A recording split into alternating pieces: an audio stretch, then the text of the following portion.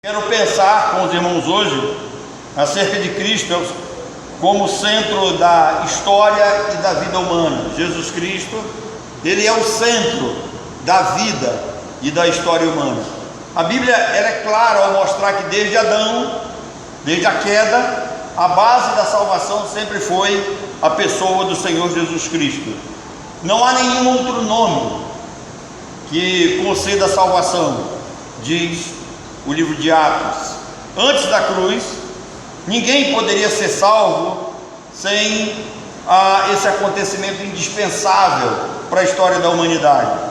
1 Pedro 1, 19 e 20 diz que o sangue de Cristo foi revelado para nós antes de toda a criação. Paulo vai dizer que antes dos tempos eternos. Então, antes da cruz, ninguém poderia ser salvo sem a morte e o derramamento do Senhor Jesus Cristo. A morte de Cristo anulou a pena por pecados do passado, cometido pelos crentes da antiga aliança. E não se enganem, na antiga aliança já haviam crentes, e eles não poderiam chegar à conclusão de que eram pecadores e serem salvos por meio de suas obras, ou por meio da sua convicção intelectual, ou por meio da sua posição moral. A salvação sempre foi pela graça, sempre foi pela ação do Espírito Santo, e o Espírito Santo agiu nesses crentes do Antigo Testamento da mesma forma que agiu conosco. Então, a morte de Cristo foi ela que anulou os pecados passados cometidos pelos crentes da Antiga Aliança, assim como também anulou os pecados futuros cometidos pelos crentes do Novo Testamento e os crentes futuros sob a nova aliança. Então o sangue de Cristo foi fundamental para perdoar aqueles que creram na promessa da vinda do Messias e naqueles que creram já na vinda do Messias. A condição para a salvação sempre foi a graça de Deus por meio da fé. Deus escolheu Abraão, Deus se revelou a ele, Abraão creu em Deus, e isso foi suficiente para que o Senhor lhe imputasse justiça. O apóstolo Paulo vai nos dar essa consciência em Romanos no capítulo 4, versículos de 3 a 8. O sistema sacrificial do Velho Testamento sinalizava o dia em que Cristo derramaria o seu sangue por todos aqueles que verdadeiramente crescem nele. Ou seja, todo aquele sistema do Antigo Testamento, por meio dos sacrifícios, por meio das ofertas, indicava, apontava para Jesus. Essa mensagem da vinda do Messias sempre esteve presente na revelação divina. O que mudou através das gerações foi o conteúdo da fé cristã, mas a promessa sempre foi a mesma, a mensagem sempre foi a mesma. Então o que mudou foi o conteúdo da fé dos crentes. Quanto mais maduros, quanto mais esclarecidos, mais creram na promessa, mais essa fé se tornou eficaz. A exigência de Deus sobre o conteúdo da fé, ela se baseia na quantidade da revelação que Deus dá ao homem. Então os crentes do Antigo Testamento, eles tinham uma revelação, eu diria, menor que a nossa. Nós temos uma revelação mais completa. Hoje nós temos as Escrituras nas nossas mãos. Então essa doutrina, ela é denominada de revelação progressiva, e ela pode ser vista na vida de Adão, porque Adão creu na promessa dada por Deus em Gênesis 3,15, que a semente da mulher derrotaria o diabo. Interessante que Eva, ela comete um erro. Segundo os sábios, Eva chegou a pensar que Sete é que seria a redenção, a semente que viria dela. Mas na realidade, a Bíblia estava falando do Senhor Jesus Cristo. Deus estava revelando a pessoa do Senhor Jesus Cristo. Então, Adão creu na semente da mulher que derrotaria o diabo. Abraão creu de acordo com as promessas e revelações dadas por Deus a ele, contida em Gênesis, nos capítulos 12 e 15. Então Deus chama Abraão, se revela a ele, mostra como seria essa expressão de fé, essa relação de fé entre Deus e Abraão creu na promessa também de um Messias. Antes de Moisés não havia escritura, mas a humanidade foi responsabilizada pelo que Deus já havia revelado. Então, Paulo vai dizer para nós que nenhum homem pode dar desculpa de não conhecer a Deus, porque mesmo sem escritura, a humanidade foi responsabilizada pelo que Deus já havia revelado. Na antiga aliança, os crentes eram salvos porque criam que Deus enviaria o Messias, que os libertaria de seus pecados. Durante o seu ministério aqui na terra, Jesus mostrou aos discípulos que convinha ir para Jerusalém, padecer muitas coisas, ser morto e ressuscitar ao terceiro dia. Jesus falou isso várias vezes para eles: olha, é necessário que o Filho do Homem vá a Jerusalém, lá ele vai sofrer, ele vai padecer muitas coisas, lá ele vai ser morto, mas ele vai ressuscitar ao terceiro dia. Ou seja, Cristo veio para morrer, irmão. Cristo veio com a missão expressa de morrer. Ele é o Cordeiro de Deus, que seria sacrificado para tirar os pecados dos eleitos. Recentemente eu falei para vocês acerca daquele momento da transfiguração, ali no Getsemane. Quando Jesus ele é prensado, Getsemane é o lugar da prensa de azeite, onde se fazia o azeite. Então aquele foi um momento crucial para a vida de Jesus antes de ir à cruz.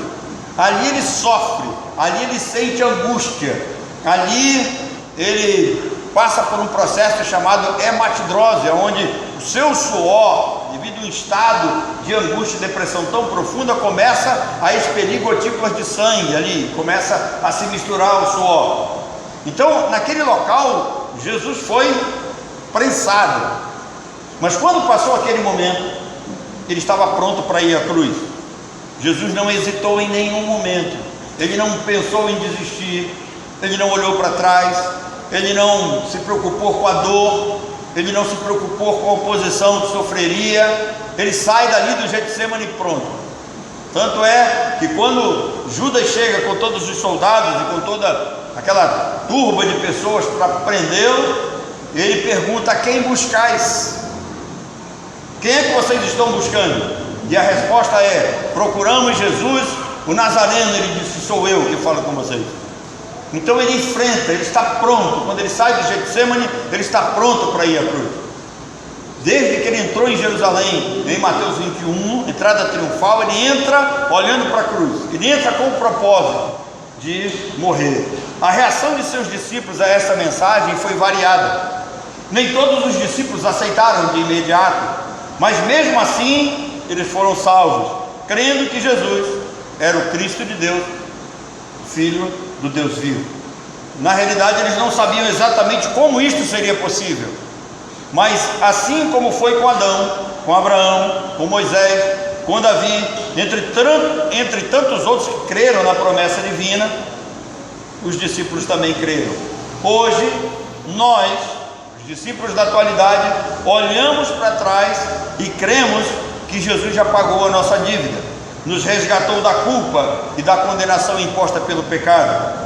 Hoje temos mais revelações do que tinham as pessoas que viveram antes da ressurreição de Cristo. Nós já temos a revelação completa, eles nunca tiveram. Jesus sempre foi a figura central da história da vida humana, sempre foi a figura central na salvação. Mesmo os crentes da antiga aliança, eles foram salvos crendo no Messias prometido. Jesus é a semente da mulher que esmagou a cabeça da serpente. Preste atenção que tudo isso é revelação de Deus para o povo daquela época. Jesus é visto na semente da mulher que esmagou a cabeça da serpente. Jesus é o descendente de Abraão, em quem foram abençoadas todas as famílias da terra. Jesus é o cordeiro substituto que tomou o lugar de Isaac. Jesus é representado por Melquisedeque, um sumo sacerdócio eterno. Jesus é o cordeiro pascal que justifica o povo escolhido do pecado e apresenta a graça salvífica. Isso está em João 1,29, 1 Coríntios 5, versículo 7. Jesus foi representado pela coluna de nuvem e pela coluna de fogo no deserto. Jesus é representado pelo maná que era dado ao povo de Israel todos os dias, pela água que brotava da rocha. Jesus é visto no tabernáculo, representado pelas ofertas e pelos sacrifícios. Malaquias profetizou a vinda de João Batista como aquele que anunciaria a vinda de Jesus, apresentando Jesus como o Messias Salvador. 700 anos antes da vinda de Jesus, Isaías profetizou sobre o nascimento virginal e o sofrimento de Cristo. Você vai encontrar essa revelação em Isaías 7 e Isaías também em capítulo 9. Miqueias profetizou 500 anos antes, profetizou que o Messias nasceria em Belém, na Judéia. E Ageu falou sobre a restauração da linhagem de Davi, cumprida em Jesus. Jesus é a figura central das Escrituras e a figura central da salvação. Todo o Antigo Testamento revela o plano pré-estabelecido de Deus antes de toda a criação. Jesus é a figura central deste plano. Os crentes do Antigo Testamento foram salvos crendo no Salvador que havia de vir, no Cristo revelado e profetizado. Hoje nós cremos no Messias histórico, o Cristo que veio como cumprimento das profecias e promessas no Antigo Testamento. Ele veio como aquele que nos substituiria, a promessa substitutiva. Ele veio, encarnou, nascendo de uma virgem, como disse o profeta, num ato miraculoso gerado pelo Espírito Santo. Ele veio do céu, viveu entre os homens, profetizou para que crêssemos nele como Messias prometido. Foi à cruz cumprir o propósito da morte vicária, substitutiva. Então é necessário entender que aqueles que creem em Cristo, eles não estão crendo numa figura histórica, eles estão crendo nesse Messias que vem para tomar o lugar dos pecadores na cruz. E todos aqueles que creem que Jesus morreu por seus pecados e tomou o seu lugar na cruz, este tem seus pecados perdoados. Não é simplesmente crer numa promessa vazia. Jesus tomou o lugar de todos os crentes a fim de salvá-los dos seus pecados. Ressuscitou ao terceiro dia, conforme profetizado. Venceu a morte, esse inimigo terrível que assola a mente humana. Mas em Cristo a morte perde o seu poder punidor como salário. Paulo disse que o salário do pecado é a morte, mas em Jesus está o dom gratuito da salvação. A morte não diz a última palavra, porque assim como Jesus ressuscitou, ele vai ressuscitar os seus também. Eu sei que a perda de alguém que amamos, ela é dolorosa para qualquer pessoa. Porém, a nossa esperança não se limita nessa terra. Quanto mais maduro é o crente, mais ele entende o significado da morte. Quanto mais maduro é o crente, mais ele enfrenta essa questão da morte com coragem, com galhardia, com sensibilidade, mas ao mesmo tempo com toda a direção de Deus, enfrentando essas situações como se fossem naturais, ainda que elas sejam antinaturais. A Bíblia garante que Deus está perto daqueles que têm o coração quebrantado e salva os de espírito abatido. Salmo 34:18 vai dizer isso para nós. O crente enfrenta o luto com esperança e confiança em Cristo. Cremos na ressurreição e na vida eterna em Cristo. A morte não é o fim para o crente, mas uma entrada gloriosa com Cristo na vida eterna. A Bíblia mostra que a incredulidade é o único empecilho para que a salvação aconteça. Ou seja, o maior empecilho para que o homem seja salvo é a incredulidade. A única forma de receber a salvação pela graça divina, por meio da fé, é crer no sacrifício de Cristo em seu lugar. Quem não crê que Jesus morreu por seus pecados, não herdará a nova vida, não herdará a vida eterna, não herdará a vida que está proposta em Cristo. A incredulidade em relação ao sacrifício vicário de Cristo impede a imputação dos benefícios que Cristo adquiriu na cruz. Às vezes as pessoas que não entendem como nós cantamos, tudo que Jesus conquistou na cruz é direito nosso. Ele foi lá, morreu em nosso lugar, pagou os nossos pecados, riscou a cédula, cancelou a dívida. Tudo isso foi imputado nas nossas vidas. Crer na expiação é essencial para a salvação. Quem se aproxima de Deus deve crer que Ele estava em Cristo, reconciliando o mundo consigo mesmo na cruz. Essa é a única forma de fé que garante recompensa. Uma crença comum intelectual em todo ser humano, essa crença intelectual que todo ser humano possui, ela é insuficiente para gerar salvação, porque esta foi uma maneira de Deus se revelar ao homem. Todo homem tem a certeza, tem a consciência da existência de Deus. Deus se revelou na mente humana. A natureza faz parte de uma outra revelação de Deus. Então os homens são indesculpáveis, mas essa revelação, ela é insuficiente para a salvação. Então todo ser humano tem em mente a existência de um Deus criador, mas isso não traz recompensa espiritual. A crença na existência de Deus como um espírito pessoal, criador do universo, de todas as coisas, até o diabo e os demônios possuem. Quando Satanás tinha liberdade para estar diante de Deus, ele ia lá prestar um relatório, dizer quem que ele estava querendo atacar, de onde ele vinha, o que ele estava fazendo, por onde rodeava a terra. Ele é obrigado a prestar um relatório para Deus. Ele sabe que Deus é seu Criador, ainda que não seja seu Senhor. A incredulidade, ela não é um problema intelectual, a incredulidade, ela é um problema moral. Então Satanás sabe que Deus é Deus, que Deus é Senhor, que Deus é o Criador, mas a sua moral o impede de converter-se a esse Deus que o criou. Então a incredulidade não é um problema intelectual, Satanás tem conhecimento disso. A incredulidade é um problema moral. O homem não aceita que é um pecador condenado. O ser humano não aceita isso. Ele se acha o melhor dos seres, ele se acha bom o suficiente, ele acha que não merece castigo, ele acha que seus pecados não ofendem tanto a Deus, não ofendem a humanidade. O ser humano não aceita que ele é um ser moralmente corrompido e pervertido, que isso o leva a buscar salvação pelas obras. Todo ser humano que é pervertidamente assumido, ele sabe que precisa da graça de Deus. Um dos pontos fundamentais para chegarmos à salvação é reconhecermos que nós herdamos uma natureza pecaminosa de Adão. Como o apóstolo Paulo disse, eu sei que na minha carne, em mim não existe bem nenhum.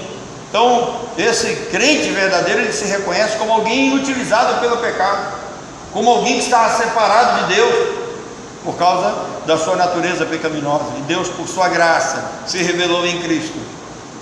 Deus provocou nesse ser humano o arrependimento, e ele foi convertido a Cristo. Esse homem natural, ele não aceita que ele é moralmente corrompido e pervertido, que isso leva ele a tentar de alguma forma se salvar pelos seus próprios méritos. Hoje o que mais nós temos é ideias nas religiões voltadas para a salvação pelas obras. Tem gente aí vendendo até pedaço no céu, de terra no céu. Crer em Cristo exige conversão, e conversão exige mudança de vida. Preste atenção, crer em Cristo exige conversão, conversão exige mudança de vida. E o pecador, confrontado com essa verdade, ele não quer converter-se, ele não quer mudar de vida, ele prefere manter-se incrédulo. O homem natural prefere manter-se fechado para a verdade, ele não deseja mudar de vida. Em geral, ele prefere acreditar em mentiras. Mas ainda existe esperança para o incrédulo? Sim. O homem não está debaixo de uma condenação peremptória. O que é isso? Essa expressão, condenação peremptória, diz respeito a uma decisão jurídica, judicial, divina, que não permite arrependimento. Então, a condenação peremptória, ela se aplica ao diabo e aos seus anjos. Essa decisão, ela é definitiva, ela não pode ser revista. Em outras palavras, ela é uma sentença imediata e irrevogável.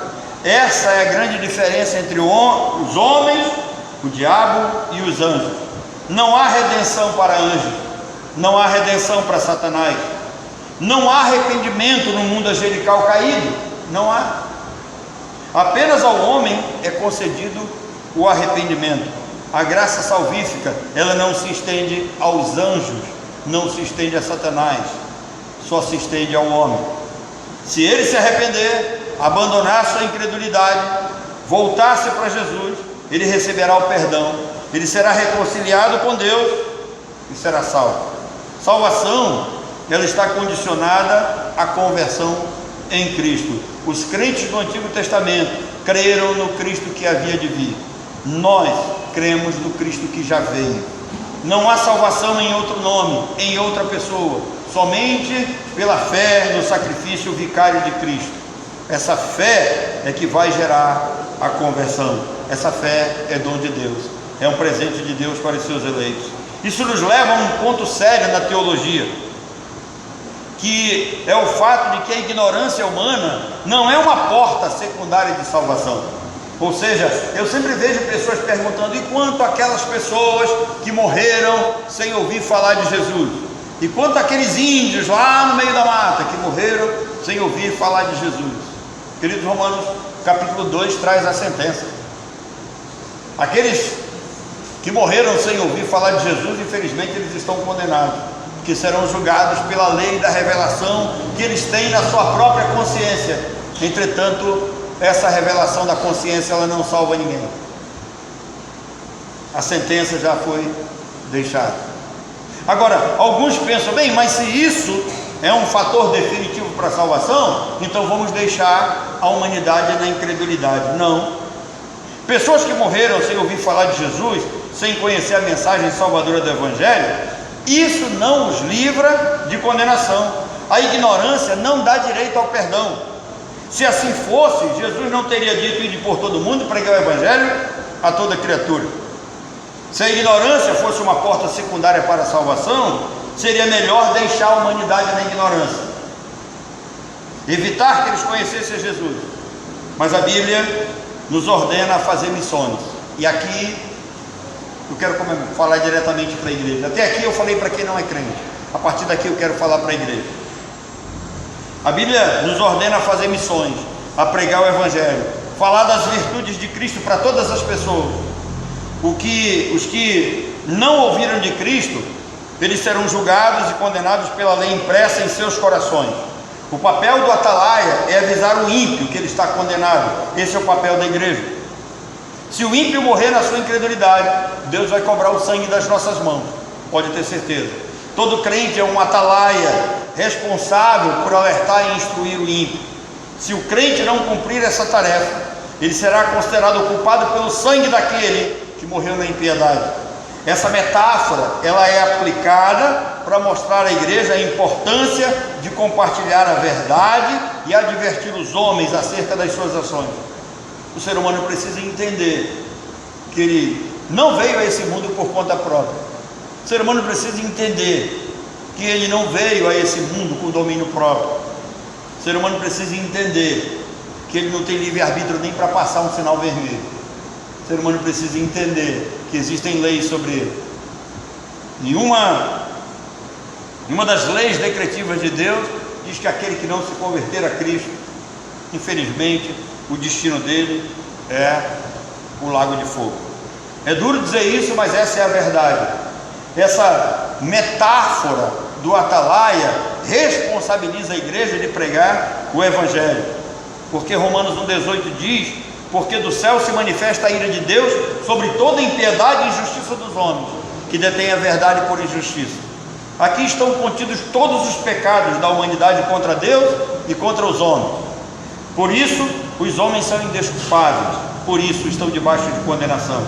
Por isso, Deus nos responsabilizou por advertir o ímpio. Preste atenção, você que faz parte desse corpo, todos nós temos a mesma responsabilidade quando alguém vai para o inferno sem que tenha sido advertido por nós. A expressão requerer o sangue das mãos serve como lembrete para agirmos com diligência e amor ao próximo.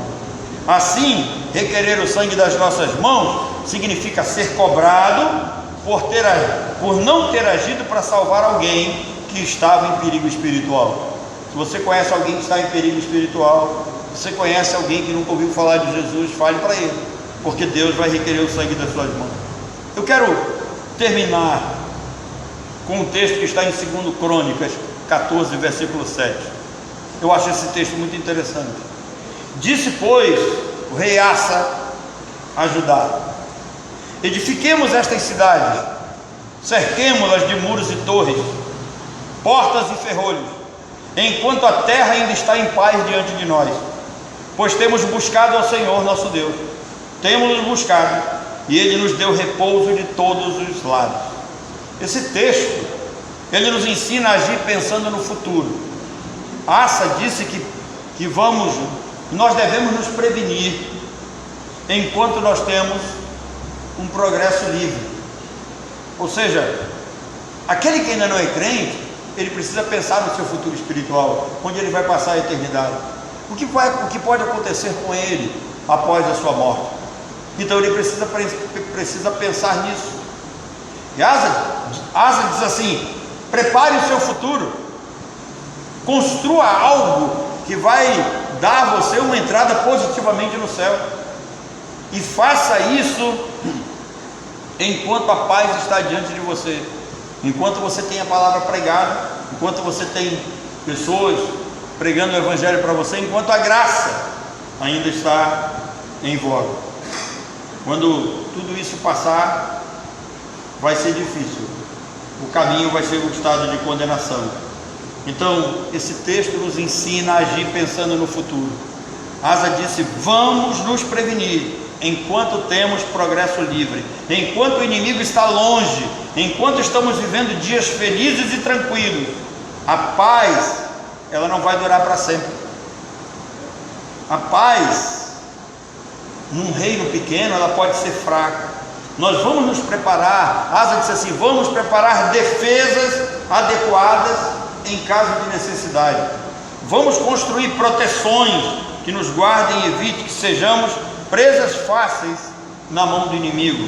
O cuidado desse rei deve chamar a nossa atenção.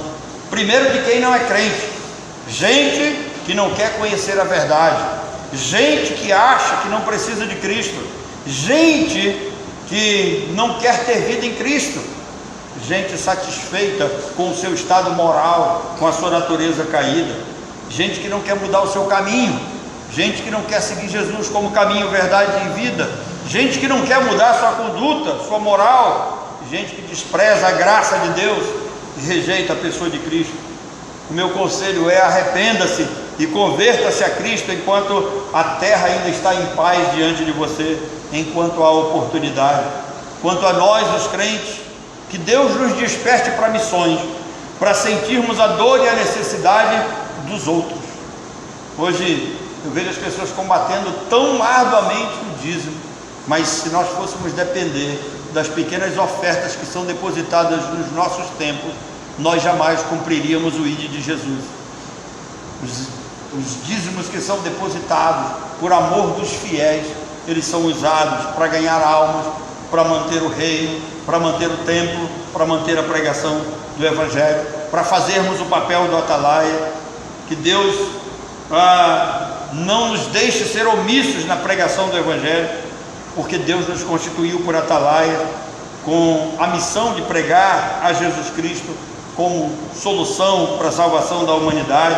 Vamos pregar o evangelho, anunciar a salvação, enquanto a terra está em paz diante de nós, porque certamente dias difíceis virão, os quais nós não teremos mais oportunidade para cultuar, para louvar e para pregar o evangelho. Que Deus nos